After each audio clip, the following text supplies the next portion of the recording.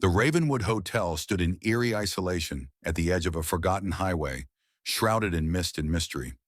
Once a thriving retreat for the elite, it had fallen into disrepair after a series of unexplained disappearances. Local folklore warned travelers to steer clear, but curiosity sometimes lured the reckless to its doors.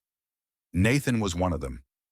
A photographer with a penchant for the macabre, he arrived at Ravenwood determined to capture its haunted essence. The receptionist, an elderly man with hollow eyes, handed him a tarnished key. "Room 616, the man said, his voice barely above a whisper. "But don't stay past midnight." Nathan chuckled nervously, dismissing the warning. He climbed the grand staircase, its red carpet faded and fraying. The hallway was deathly quiet, the air heavy with the scent of mildew. As he reached his room, the flickering light bulb above cast long, shifting shadows on the walls. Inside, room 616 was unremarkable. A bed, a desk, and a single window overlooking the barren landscape. Nathan unpacked his gear, setting up his camera to document the night.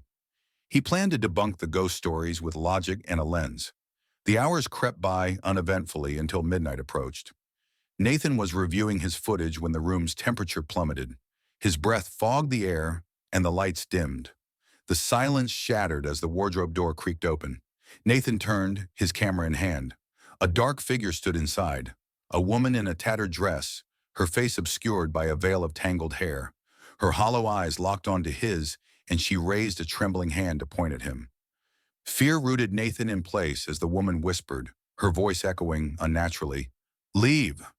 The walls trembled, and the floor beneath him groaned. His camera snapped photo after photo as the figure moved closer, her outstretched hand inches from his chest. Summoning every ounce of courage, Nathan bolted for the door, leaving his equipment behind. As he fled the hotel, the distant sound of laughter followed him into the night.